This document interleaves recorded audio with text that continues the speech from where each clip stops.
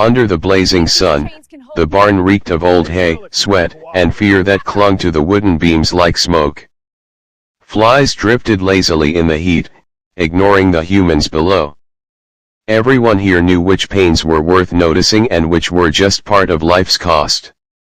Then came the sound, iron scraping wood, deliberate and slow, followed by the whip cracking through the still air. It didn't strike yet, but it was a reminder that someone claimed this place. On the splintered platform stood a girl, barefoot, wrists bound in rusty cuffs once meant for mules. Her dress hung in tatters, dust clinging to bruised skin. Her name was Clara Benson, and she had cried herself empty long ago.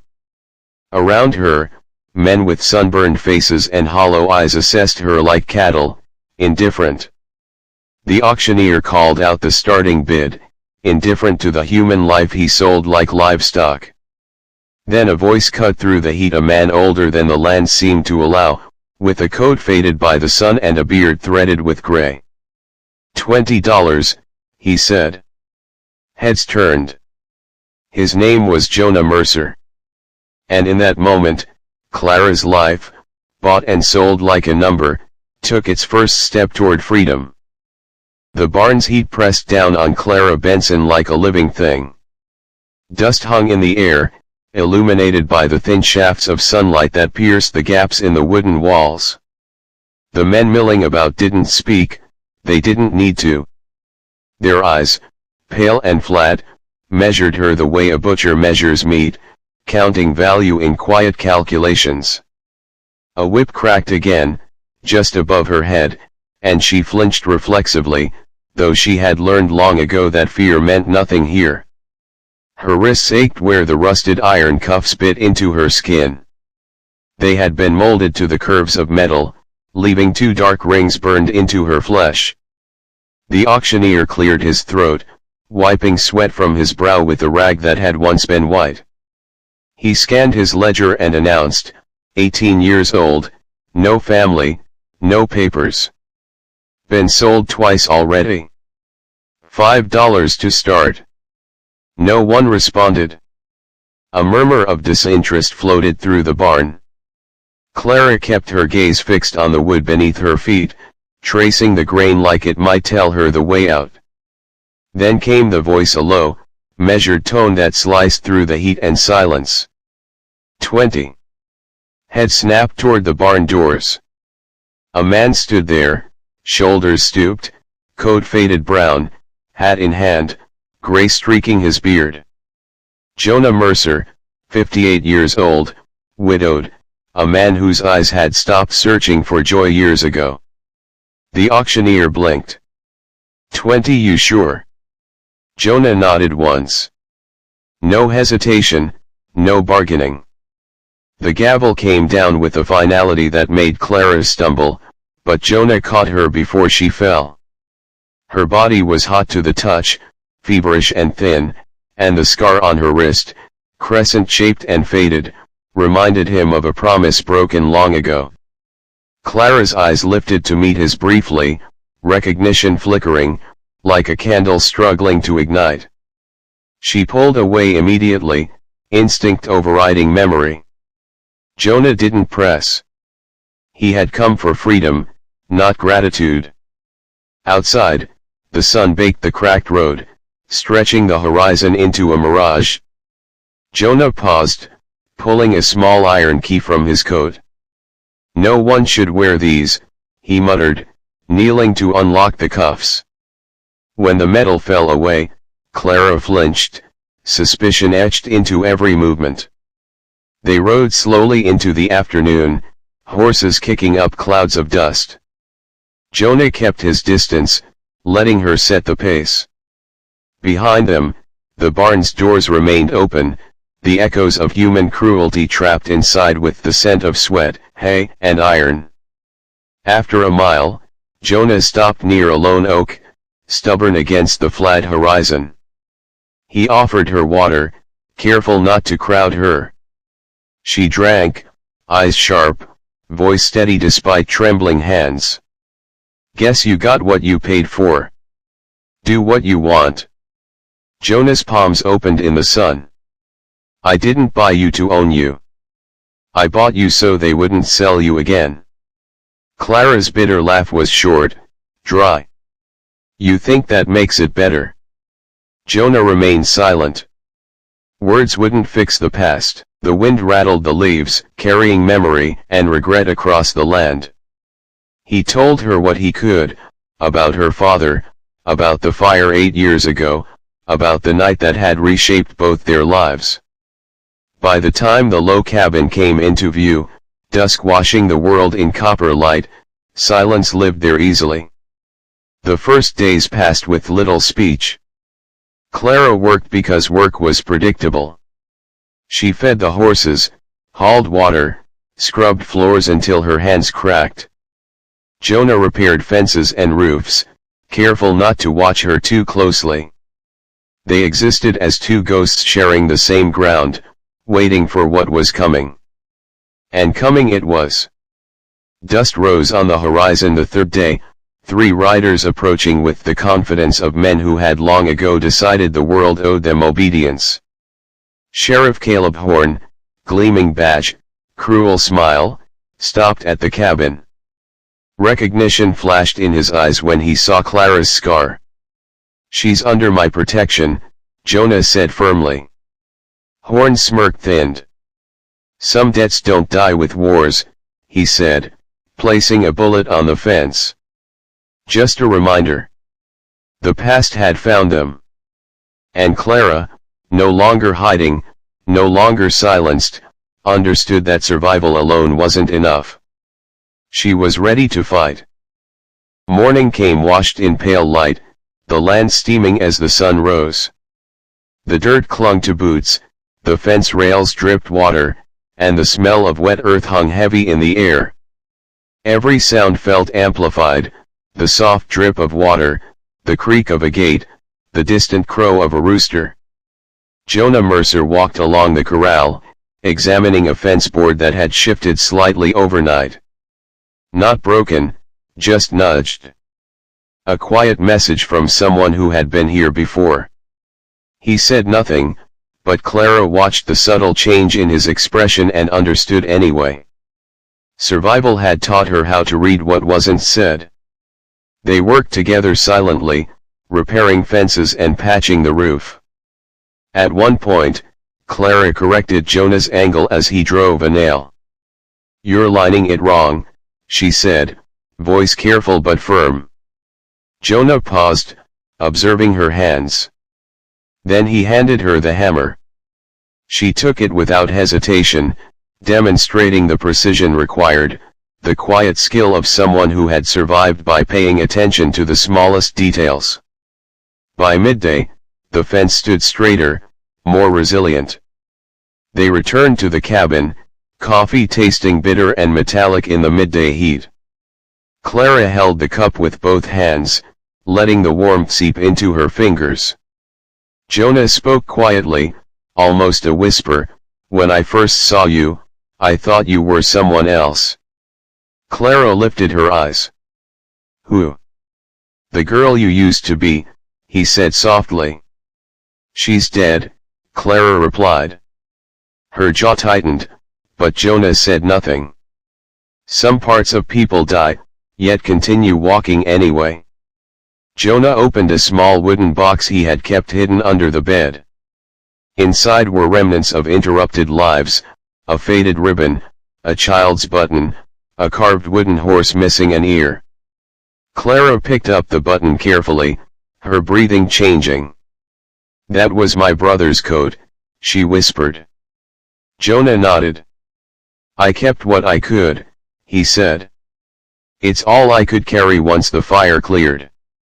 Before they could linger, a sharp bark rang from the distance, urgent and deliberate. Both froze. Hoofbeats followed, approaching fast. Clara's chair scraped as she stood, eyes scanning the yard. Jonah's hand went to his revolver, fingers brushing leather worn soft from years of handling it. From the fence line emerged Sheriff Caleb Horn, accompanied by 2 men. Moonlight glinted off his badge, his smile faint and cruel. Late hour, he said. Heard you made a purchase. Unusual one. Jonah remained calm, voice low. She's free. Horn's eyes flicked toward Clara. Is she? He asked. Because I've seen papers, and I've seen no papers. The trap tightened like a noose. Horn's voice softened, venom hidden behind civility. Men pay good for certain problems to disappear. Some stories don't need surviving witnesses. He tossed a bundle into the grass. Clara instinctively stepped forward. Jonah unwrapped it, a small, mud-caked child's shoe, familiar in the way nightmares are familiar. This is your warning, Horn said. Walk away before you make it worse. Jonah's eyes narrowed, voice quiet but deadly. If you come on my land again, you won't leave. Horn smirked, mounting his horse. She's not safe with you, he called over his shoulder. Because you're not the only one who remembers. They rode off, dust swirling behind them. Clara held the shoe in her hands, heart pounding. The realization settled, the past was not finished. The following afternoon, a stranger arrived at the gate, alone. His vest was worn, hat travel-stained, hands exposed. He carried himself with the caution of a man expecting violence but unafraid. Name's Everett Pike, he said.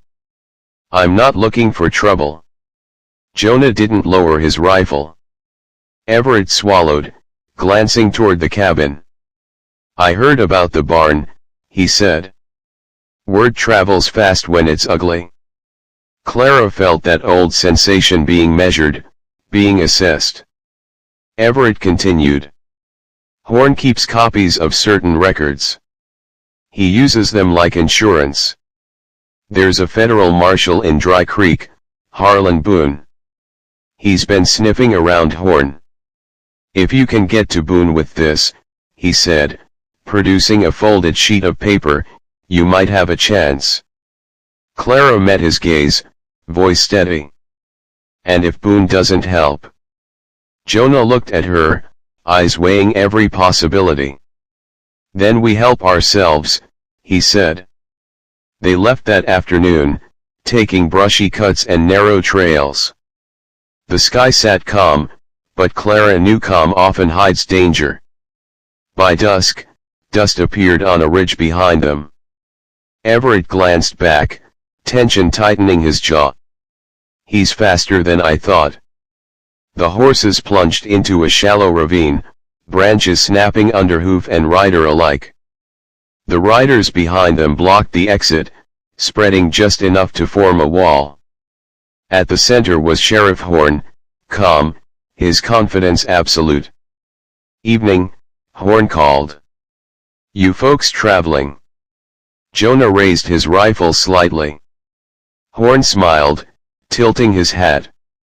Hand them over, he said. Come back peaceable. Maybe you keep breathing.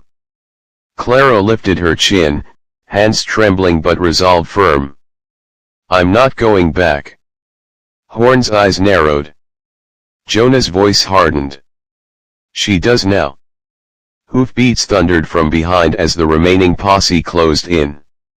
The trap tightened like a noose. Then gunfire erupted, not from Jonah, not from Horn, but from the ridge above. Horses reared, men shouted, chaos overtaking order. Move!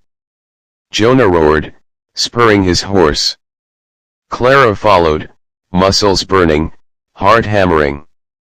Everett fired behind them, forcing the pursuers back, precise shots punctuating the night. They burst from the narrowing pass into open land. Confusion reigned among Horn's men as riders collided, horses panicked, plans unraveling. Jonah glanced up.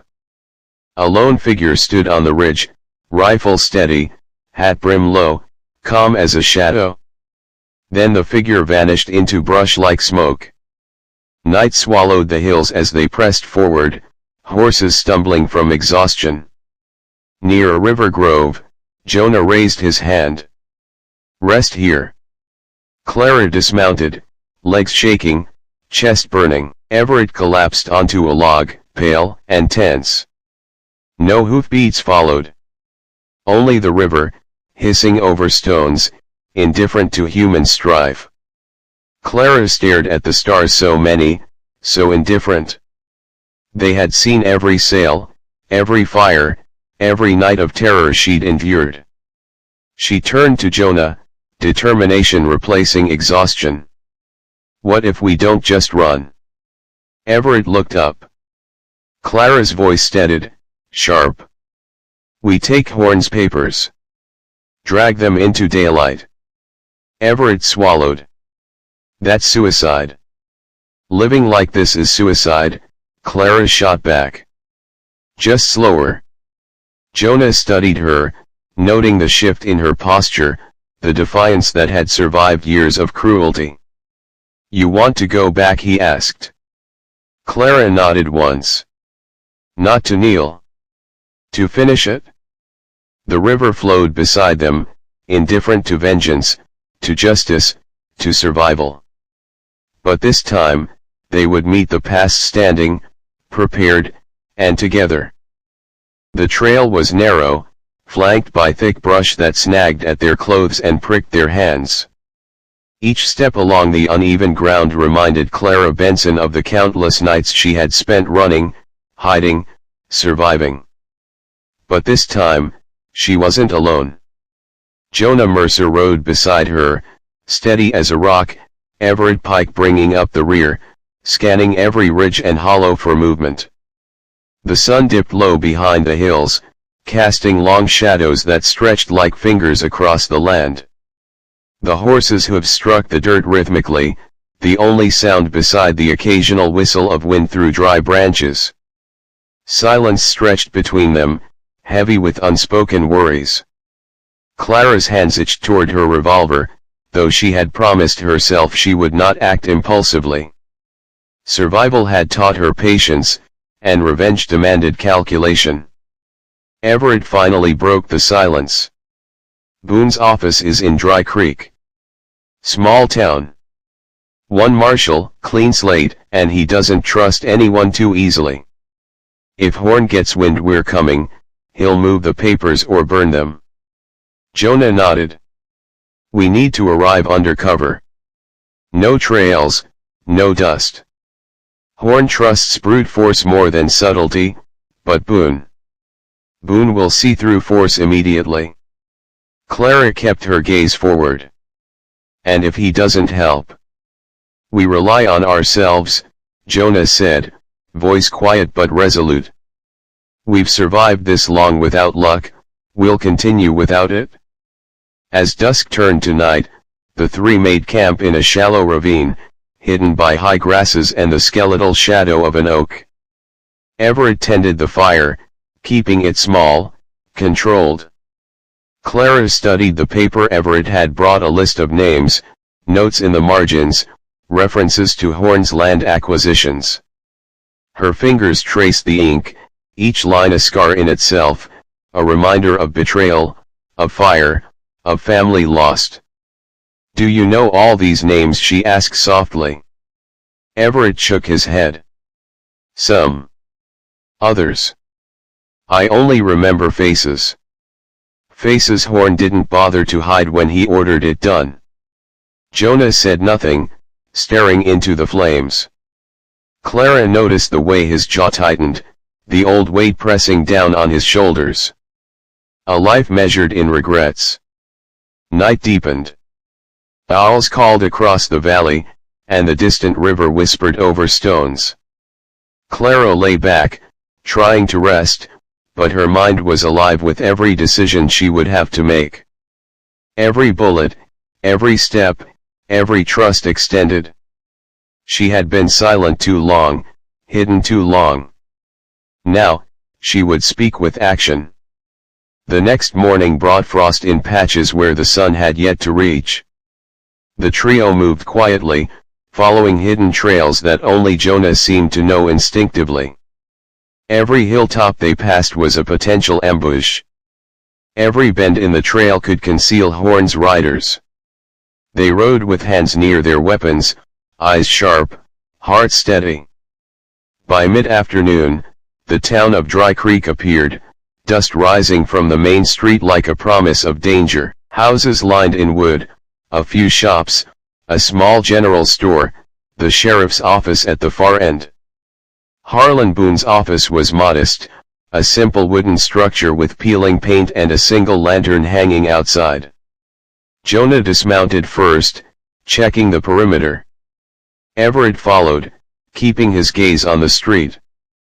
Clara stayed atop her horse a moment longer, scanning the horizon. They had come too far to be careless. Inside the office, Boone's face appeared at the counter, stern, cautious. "You've got a story," he said, eyes flicking toward Clara. "And I don't trust many." Jonah stepped forward, voice firm.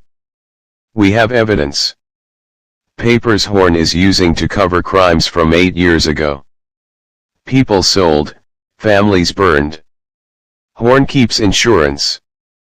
We need access to the records before they vanish." Boone studied them, then the paper Everett extended. He tapped it gently. "I've been looking for this for years. Horn hides things well. If he knew you had this." He let the thought hang in the air. Clara spoke, her voice steady. "We don't have time for hesitation. Horn's men are fast, and he doesn't forgive." Boone nodded slowly. "I'll help. But you'll need to be smart. Horn's reach is long. Even in Dry Creek, he has eyes everywhere. Any wrong move." "We know," Jonah said, cutting him off. "We've survived worse. This isn't luck anymore.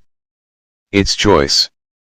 They worked through the afternoon, planning the route Horn might take, the timing of their exposure, the method to extract the papers and escape.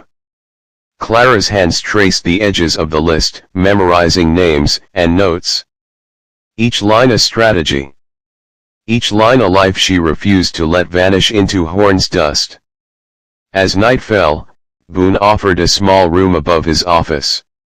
"Stay low until first light. Horn will be watching for signs of movement," he said. Clara lay awake, mind alive, heart racing. The wind whispered past the window, carrying echoes of the past, the smell of smoke, the heat of the barn, the fear in eyes that had long forgotten how to hope. She thought of her brother, the button, the fire, and the betrayal of a world that promised freedom but delivered pain. Jonah joined her briefly. He didn't touch, didn't speak more than necessary. Just stood, watching, waiting, as if his presence alone could guard against the ghosts that trailed them. Clara understood. Survival, trust, and vengeance were now intertwined. The next day would demand precision. The papers must be taken. Horn must be outmaneuvered. And this time, Clara Benson would not hide. The morning light caught the edges of the hills, turning the river silver as they left Boone's office, papers in hand, heart steady and resolve firm. Every step forward was deliberate, measured. The past would not escape them this time. The dawn was pale, silver light spilling across the cracked roads of Dry Creek. Clara Benson rode alongside Jonah Mercer and Everett Pike, horses' hooves muted by loose dirt and gravel. The town was waking slowly, unaware that its streets would soon be the stage for revenge long delayed. Clara's eyes scanned every window, every shadow, every flicker of movement. 8 years of betrayal had honed her instincts into razor-sharp vigilance. She clutched the small leather satchel containing the papers Horn thought were hidden forever. Each name, each note, was a loaded bullet in her hands. Jonah rode beside her, calm, deliberate, his rifle slung across his back. Everett brought up the rear, eyes darting, alert to any sudden motion. They moved like ghosts through the streets, their passage almost imperceptible. At the sheriff's office, Horne's men were beginning to stir, unaware of the storm moving through the town. Jonah whispered, "We hit Horne first. Quick, clean, no room for mistakes." Clara nodded. Her hands tightened on the satchel strap. "I'm ready," she said, voice quiet but deadly. They dismounted behind the general store, using the alley as cover. Everett crept forward first, low to the ground, unlocking the back door to the office. Jonah and Clara followed, shadows among shadows. The faint creak of the door threatened to betray them, but Horne's attention was elsewhere, inspecting the morning patrol. Inside, the office smelled of dust, old paper, and sweat. Horne sat at his desk, a single lamp casting long shadows across his face. He looked up suddenly. Well, if it isn't the trespassers," he said, a smirk curling his lips. Jonah stepped forward. "Horne. This ends today." Horne laughed, low and dangerous. "Ends? You think it ends with a handful of papers?" Clara stepped beside Jonah, pulling the satchel from her horse. "It ends with the truth," she said. The words carried the weight of every lost life, every burned home, every lie Horne had buried. Horne's eyes flicked to the satchel, calculating, shifting. "You don't know what you're dealing with," he said. Everett tossed a small bundle onto the desk, a stack of papers stolen from Boone, duplicates of Horne's hidden records. Horne froze. Recognition flared in his eyes, then rage. He leapt from the chair, hand hovering over his revolver. Jonah moved first, rifle ready. Clara drew hers, steady, precise. The office became a taut wire of tension, each second stretching long enough to make hearts pound and nerves crack.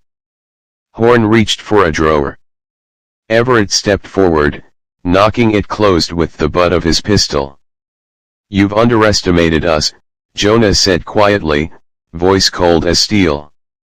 "We're not here to negotiate." Horne's smirk faltered, then sharpened. "You'll regret this," he hissed, pulling his gun. Chaos erupted. Shots rang out, splinters flying as bullets tore through wood. Clara fired with controlled precision, each shot deliberate, each aim calculated. Everett moved fast, blocking Horne's attempts to grab a second revolver. Jonah kept the center, guiding Clara toward the back exit. Horne's men rushed in from the street, too late to stop the initial chaos. Jonah tossed a lantern to the floor, flames igniting a small smoke that choked and disoriented the newcomers.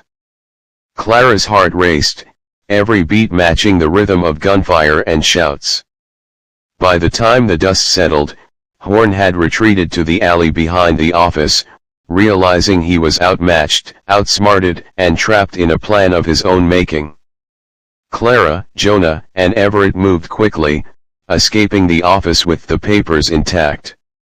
Outside, the town streets were waking fully. People peeked from windows, unsure what to make of the commotion. Clara mounted her horse with practiced speed, the satchel secured across her back. Jonah climbed up beside her, Everett bringing up the rear. Horne's voice echoed behind them, raw with fury. "This isn't over," he shouted.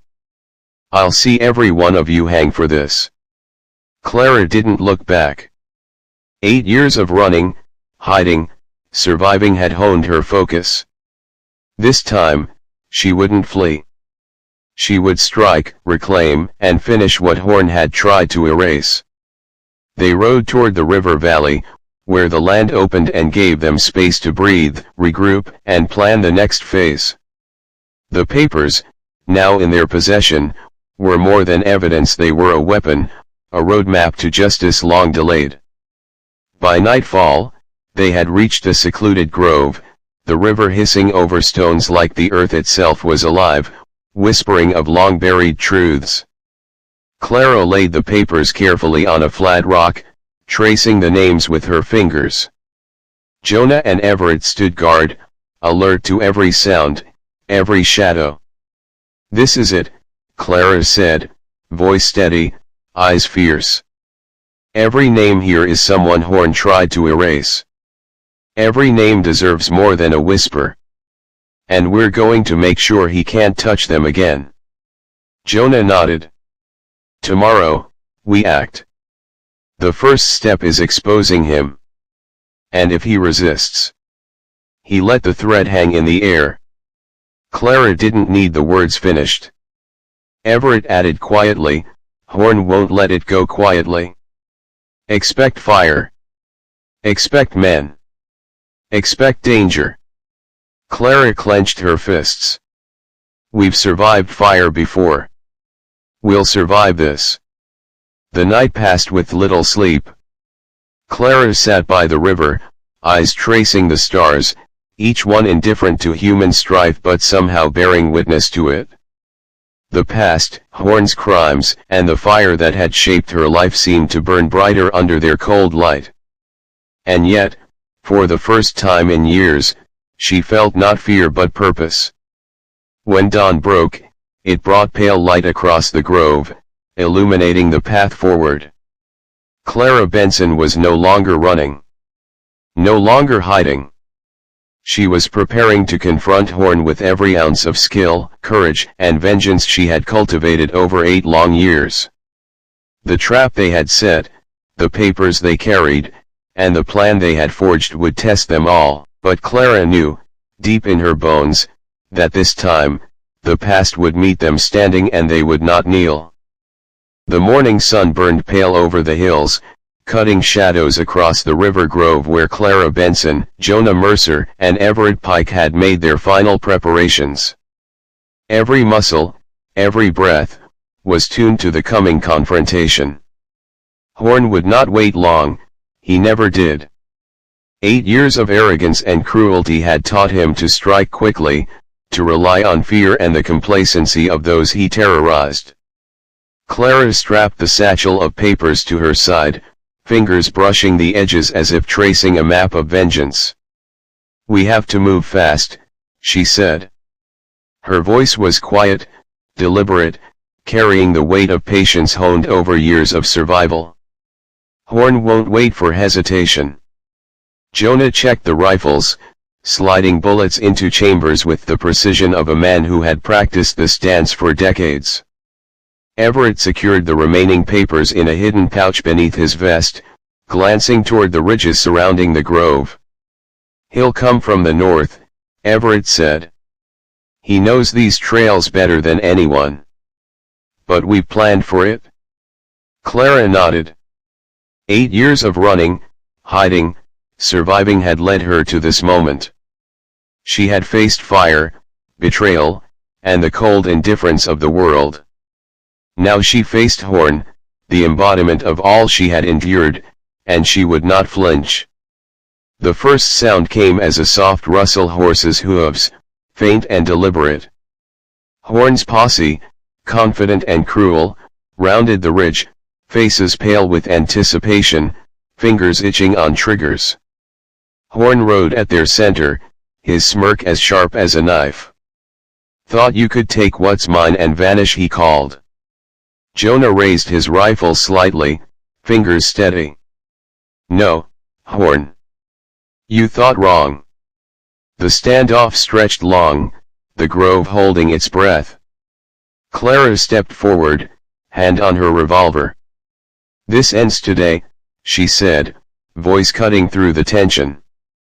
Every name in the satchel, every burned home, every life Horn had tried to erase demanded justice. Horn laughed, a low, venomous sound. "Justice? You think papers and threats can undo what's been done?" Clara's eyes glinted, hard and unyielding. "No. But they can make sure you can't do it again." Shots rang out, splinters of sound tearing the still air. Horses reared, men shouted, and the ground became a battlefield of chaos and dust. Jonah and Everett moved with precision, protecting Clara as she fired deliberately, each shot finding its mark. Horn's men faltered, confusion and panic spreading as the trio executed the plan they had honed over the last few days. Horn tried to rally, shouting orders, but his control was slipping. Clara pressed forward, fearless, leading the charge toward the ridge where Horn had tried to assert dominance. The satchel of papers swung at her side, heavy with truth, heavy with vengeance. Everett fired from behind a boulder, covering their advance. Jonah moved with deliberate steps, rifle raised, cutting off any who tried to flank. Horn, realizing his plan had failed, rode desperately to regroup, only to be met by Clara stepping into his path. "You thought I'd hide forever?" Clara demanded. Her hand didn't waver. "I survived your fire, your lies, your cruelty. Now you face what you created." Horn's smirk faltered, replaced by a grimace of disbelief. He pulled his revolver, but it was too late. Jonah and Everett converged, forcing him down, disarming him without letting anger cloud their precision. The papers, evidence of Horn's crimes, were spread across the rocks, catching the sunlight. Every name, every note, shone like a scar of truth exposed. Horn fell to his knees, his world unraveling. Clara stepped forward, boots crunching against gravel, her eyes unyielding. "Your reign ends here," she said. The posse scattered, realizing the fight was lost. Horn's authority, once absolute, was shattered. The grove echoed with silence, broken only by the distant rush of the river. Clara, breathing heavily, allowed herself a moment to feel the weight of the years lift slightly from her shoulders. Jonah placed a steady hand on her shoulder. "It's done," he said softly. "Not everything can be fixed. But this is a start." Everett nodded, gathering the papers carefully. "We preserved the truth. Horn can't erase it now." Clara looked out over the grove, eyes sharp, chest rising and falling. For the first time in years, she felt the power of choice, not just survival. She had faced the past, met it standing, and refused to kneel. The journey back to the cabin was quiet. The land stretched out, indifferent to human victories and defeats, but Clara rode with a steady heart. She thought of her brother, of her mother, of the families whose lives Horn had tried to destroy. This was justice, imperfect but real. At the cabin, they worked through the day, restoring fences, repairing boards, rebuilding the life that had been interrupted. Each task was deliberate, a reclaiming of ground both physical and spiritual. Clara handled each nail, each board, with care, a silent promise that the past would not repeat itself here. Night fell, and they gathered around a fire. Everett set the papers down carefully, the names illuminated in the firelight. Jonah sat, quiet, watching the flames. Clara placed her hand lightly on the satchel. "This is more than revenge," she said. "It's truth. And truth survives longer than fear." Jonah nodded. "We've done what we can. The rest, we let the world decide." Clara looked up at the stars, countless, indifferent, but somehow witnesses to the justice finally served.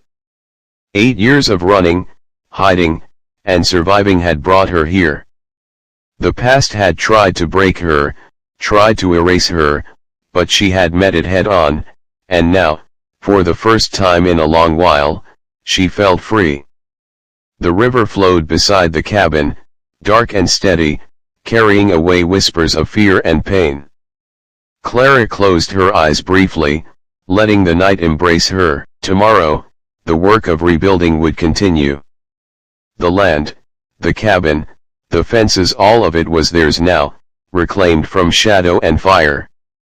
And somewhere deep within, Clara Benson allowed herself to believe in something she had long forgotten: hope. The fire crackled, shadows danced across the cabin walls, and for the first time in years, the past was behind them, not ahead. They had survived, they had fought, and they had reclaimed their lives. And in the quiet, under the indifferent stars, Clara finally understood what it meant to be truly free.